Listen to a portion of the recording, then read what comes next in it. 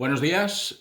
Quisiera terminar la serie de estudios bíblicos y comentarios acerca de el libro de Malaquías, del profeta Malaquías, y en esta ocasión quisiera ir directamente al texto que encontramos en Malaquías capítulo 4 versículos del 1 al 6. Y hablando de la pregunta, ¿no? ¿Religión o relación? ¿No? Que tantas veces surge, ¿no? En las diferentes conversaciones entre personas, ¿no? Que tienen inquietudes espirituales. Pues yo quisiera también comenzar introduciendo este estudio con otra serie de preguntas. ¿Qué pasaría si en vez de amar a tu esposo o a tu esposa simplemente le dieses las migajas de un afecto envejecido? ¿Qué ocurriría si a tu hijo solamente le entregases aquello que te sobra, lo más polvoriento y lo más echado a perder? ¿Qué sucedería si a tus padres les ofrecieses un frío saludo de conveniencia mientras tratas de robarle su pensión en el menor descuido? ¿Qué acontecería si tu amigo del alma te mintiese como un bellaco a sabiendas de que tu deber es el de ser sincero con ellos? ¿Cómo te sentirías tú si el ser querido al que profesas un intenso cariño te arrinconase en el orden de prioridades de su vida y decidiese dedicar su tiempo y amor a otras personas de mala calaña y peor vida?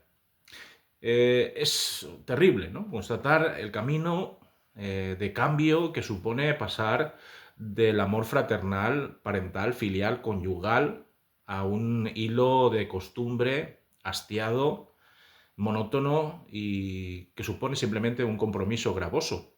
Es difícil sobrellevar el hecho de que los que antaño te querían de todo corazón ahora les eres indiferente y tu existencia para ellos es absolutamente irrelevante.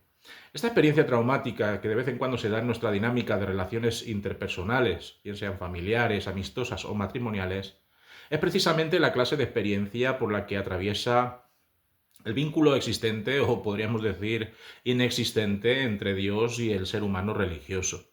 La transformación de un alma apasionada por Cristo en un espíritu marchito que solo confía en sí mismo y en los ídolos que ha ido diseñando para sí es una realidad que ha impregnado nuestra sociedad española hasta desembocar en una folclorización de lo sagrado, en un costumbrismo puntual, en un tradicionalismo del que no se pone en duda nada y en una beatería infumable que ya prácticamente nadie se cree.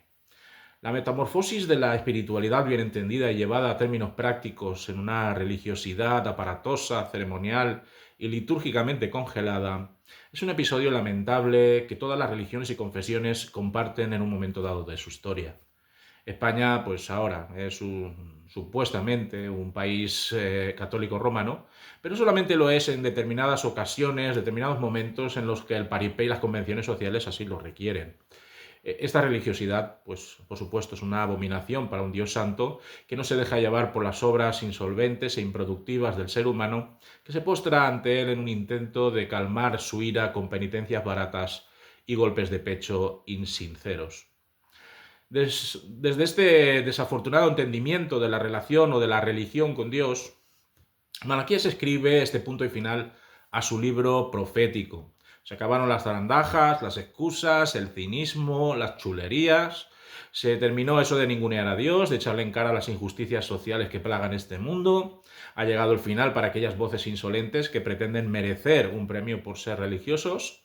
Dios quiere que todos estos insensatos e hipócritas religiosos se enteren de que Dios no va a dejar que se siga avergonzando su nombre entre las naciones aledañas.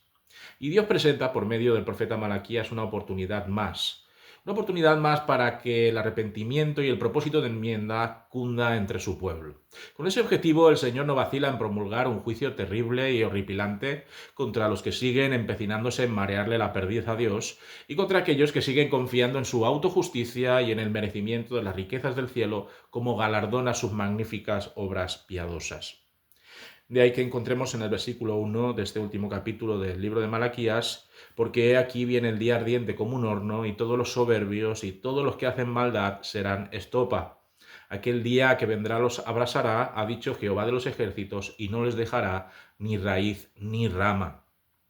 Claro, yo sé que existen iglesias evangélicas por ahí que se dedican a minimizar o incluso evitar tratar el tema del infierno, de la perdición, de la condenación eterna de los malvados.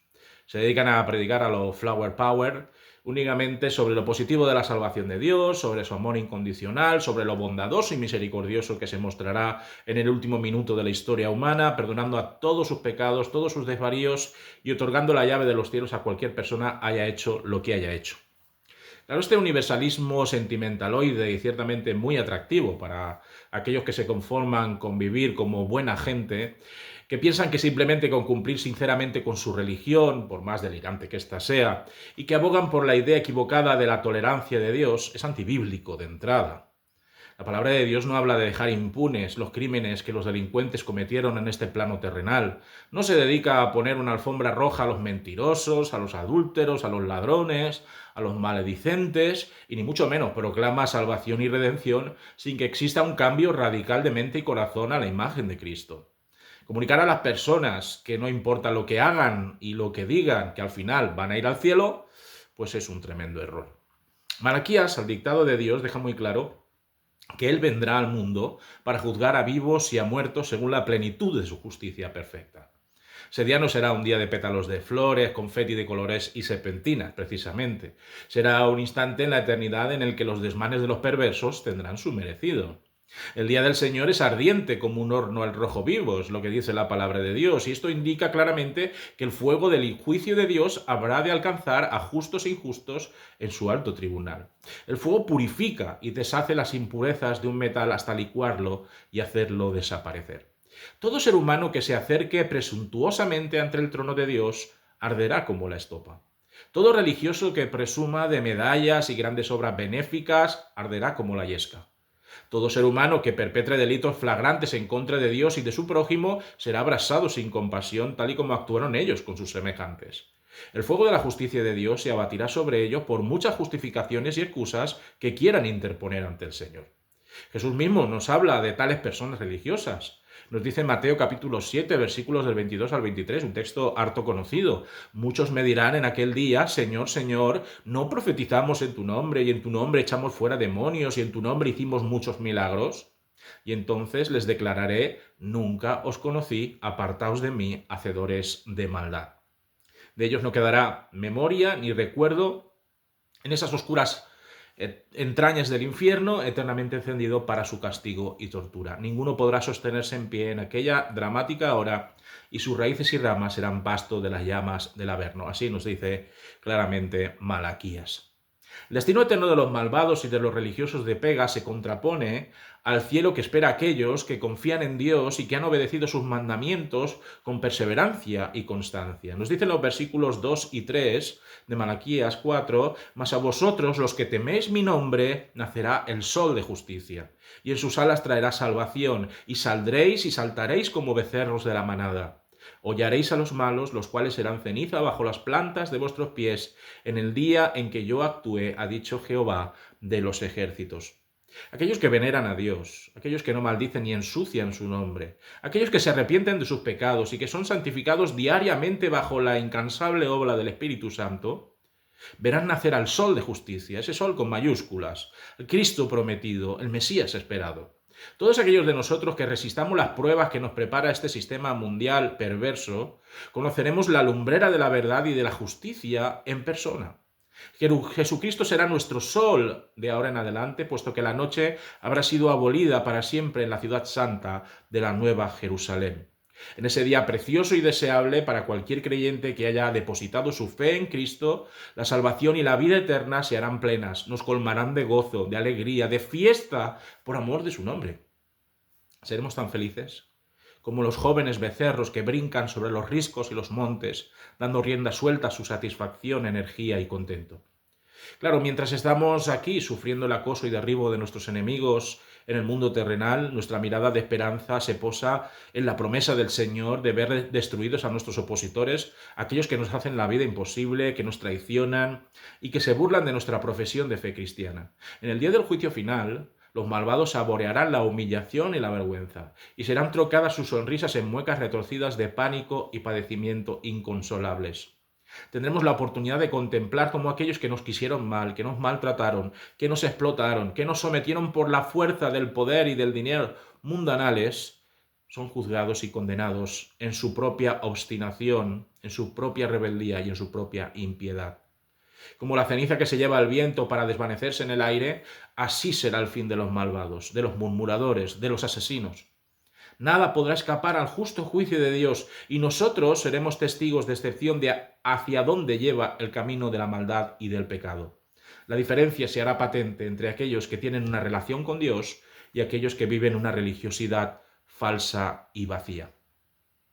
Pero hasta que llegue el momento definitivo en la historia de la humanidad, del juicio final, ¿qué habremos de hacer? ¿A qué nos dedicaremos mientras tanto? Nos dice el versículo 4 del capítulo 4 de Malaquías: acordaos de la ley de Moisés mi siervo, al cual encargué en Horeb ordenanzas y leyes para todo Israel. En el interín, nuestra misión y deseo debe ser acordarse diariamente de la ley de Dios, dada a Moisés y a los profetas, aquellos siervos que hablaron en nombre de Dios. La ley de Dios, revelada en la Biblia que tenemos entre nuestras manos hoy mismo, perfeccionada y consumada en Cristo, el Hijo de Dios, no debe apartarse de nuestra mente y de nuestro corazón hasta que el día del juicio ardiente y sobrecogedor culmine el plan maestro del Señor. No basta con memorizarla, no basta solamente con estudiarla, sino que es menester interiorizarla y practicarla para que cuando comparezcamos delante de Dios no tengamos nada de qué avergonzarnos. Además, conociendo y examinando la palabra de Dios, tendremos la oportunidad de cotejar y comparar las profecías y estatutos de Dios con el Verbo encarnado, con Cristo, nuestro Señor y Salvador, y así poder saborear con deleite el modo en que Dios escogió para redimirnos y salvarnos. Las relaciones tienen éxito en el conocimiento diario de la otra persona, eso todos lo sabemos, en compartir tiempo, en compartir vivencias con el otro, en dedicarse en cuerpo y alma en la felicidad de la otra parte. Y eso precisamente lo que haremos al conocer a Dios por medio de las Escrituras. Una señal de la venida de ese día espléndido y cautivador para unos pocos y dramático y horrible para una inmensa mayoría de personas es el advenimiento del profeta Elías. Nos dicen los versículos 5 y 6. Son los versículos finales del libro de Malaquías. He aquí yo os envío el profeta Elías antes que venga el día de Jehová grande y terrible. Él hará volver el corazón de los padres hacia los hijos y el corazón de los hijos hacia los padres. No sea que yo venga y hiera la tierra con maldición. ¿Sería Elías redivivo, aquel varón de Dios que fue arrebatado a los cielos sin pasar por la puerta amarga de la muerte, el que daría el pistoletazo de salida de la venida del día del Señor? Si acudimos a los evangelios, averiguaremos a quién hacía referencia el profeta Malaquías. En Mateo capítulo 11, versículo 14 dice: y si queréis recibirlo, él, hablando de Juan el Bautista, es aquel Elías que había de venir. Nos dice también más adelante, en Mateo capítulo 17, versículos del 10 al 13, que entonces sus discípulos le preguntaron, diciendo: ¿por qué pues dicen los escribas que es necesario que Elías venga primero? Respondiendo Jesús les dijo: a la verdad Elías viene primero y restaurará todas las cosas. Mas os digo que Elías ya vino, y no le conocieron, sino que hicieron con él todo lo que quisieron. Así también el Hijo del Hombre padecerá de ellos. Entonces los discípulos comprendieron que les había hablado de Juan el Bautista. Juan el Bautista, con su predicación de arrepentimiento y juicio, sería ese Elías que prepararía el camino de Jesús a través de sus discursos en el desierto. Nos dice Mateo capítulo 3, versículos del 1 al 2, en aquellos días vino Juan el Bautista predicando en el desierto de Judea y diciendo: arrepentíos porque el reino de los cielos se ha acercado. Juan el Bautista, el profeta que recoge el relevo de sus predecesores a la hora de comunicar el oráculo de Dios a su pueblo, acondicionará el corazón de sus oyentes de tal manera que muchos puedan llegar a aceptar a Jesús y sus enseñanzas, al Mesías y su perdón, al Cristo y su redención. Y Jesús, Dios encarnado, sacrificado en nuestro favor a causa de nuestros pecados en la cruz del Gólgota, será el inaugurador de la era de la gracia, una era de oportunidades hasta que en su segunda venida juzgue a todo ser humano que haya poblado alguna vez la tierra. Y al igual que Juan, Jesús no solo pregonó amor de Dios a raudales, sino que una y otra vez confrontó al pueblo con su pecado, con el propósito de hacerles ver la mentira de sus vidas blanqueadas y maquilladas, y provocar en ellos la verdadera y auténtica religión reconciliatoria con Dios. Su mensaje siempre fue claro y conciso, rotundo y sin pelos en la lengua en lo que se refería a los dos destinos eternos que esperan a todo mortal. En Mateo capítulo 25 lo veremos, los versículos del 31 al 34, versículo 41 y versículo 46, cuando dice que cuando el Hijo del Hombre venga en su gloria y todos los santos ángeles con él, entonces se sentará en su trono de gloria y serán reunidas delante de él todas las naciones y apartará los unos de los otros como aparta el pastor las ovejas de los cabritos, y pondrá las ovejas a su derecha y los cabritos a su izquierda. Entonces el rey dirá a los de su derecha: venid, benditos de mi Padre, heredad el reino preparado para vosotros desde la fundación del mundo. Nos dice el versículo 41 que entonces dirá también a los de la izquierda: apartaos de mí, malditos, al fuego eterno preparado para el diablo y sus ángeles. Y el versículo 46 de Mateo 25 dice: e irán estos al castigo eterno y los justos a la vida eterna.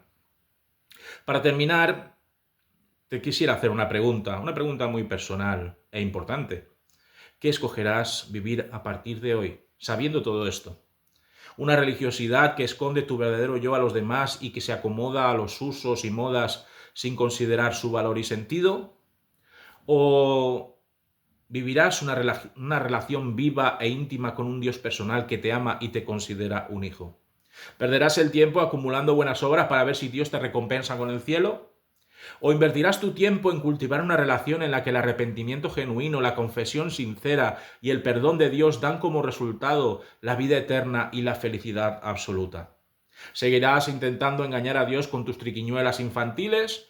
¿O te rendirás a Él reconociendo que solo por su gracia puedes recibir la salvación de tu alma? La religiosidad y la relación son tan antagónicas como el día y la noche. ¿Elegirás el camino que lleva derecho al infierno de fuego y azufre? ¿O serás sabio para entregar tu vida como ofrenda fragante a Jesús, a Jesucristo, tu Señor y Salvador? Hoy es el día de tu salvación, si así lo deseas. Por eso no dejes pasar en este instante que se presenta. Arrepiéntete de tus pecados, confiesa en oración que necesitas el perdón de Dios y declara públicamente tu amor y obediencia hacia Él, bautizándote y formando parte de la Iglesia de Cristo. Romanos 10:9 nos lo dice de manera muy clara: si confesares con tu boca que Jesús es el Señor y creyeres en tu corazón que Dios le levantó de los muertos, serás salvo. Nunca se sabe en qué momento el día del Señor habrá de tocar inesperadamente a la puerta de tu vida. Por eso, decídete por seguirle a Él en este día. Espero que haya sido de bendición esta serie de estudios, de meditaciones en torno a Malaquías. Si quieres puedes darme un like, un me gusta o suscribirte a mi canal para seguir conociendo un poquito más la palabra del Señor. Que el Señor os bendiga.